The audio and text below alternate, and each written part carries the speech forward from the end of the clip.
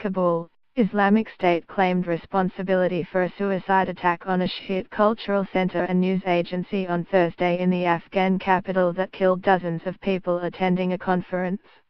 Ismail Kawasi, a spokesman for the Ministry of Public Health, said 41 people had been killed and 48 wounded in the latest in a series of attacks on media organizations in Kabul.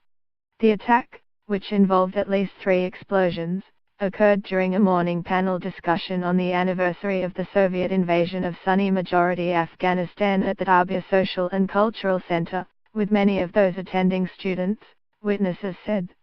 It was also the latest in a series of attacks on Shiite targets by Islamic State, which claimed responsibility in an online statement. The floors of the center, at the basement level, were covered in blood as wailing survivors and relatives picked through the debris, while windows of the news agency, on the second floor, were all shattered. People running outside into the compound following an initial blast inside were caught by 2 further explosions which caused heavy casualties, witnesses said.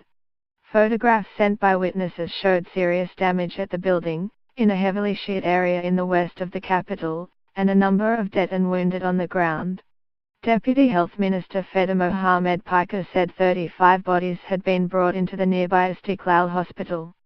Television pictures showed many of the injured suffered serious burns. President Ashraf Ghani's spokesman issued a statement calling the attack an unpardonable crime against humanity and pledging to destroy terrorist groups. Taliban spokesman Zabihullah Mujahid issued a statement on Twitter denying involvement. The bloodshed follows an attack on a private television station in Kabul last month, which was also claimed by Islamic State. Backed by the heaviest U.S. airstrikes since the height of the international combat mission in Afghanistan, Afghan forces have forced the Taliban back in many areas and prevented any major urban center from falling into the hands of insurgents. But high-profile attacks in the big cities have continued as militants have looked for other ways to make an impact and undermine confidence in security. Islamic State, which is opposed to both the Taliban and the Western-backed government, has claimed a growing share of such attacks. This gruesome attack underscores the dangers faced by Afghan civilians, rights group Amnesty International said in a statement from its South Asia director, Biraj Patek. In one of the deadliest years on record, journalists and other civilians continue to be ruthlessly targeted by armed groups.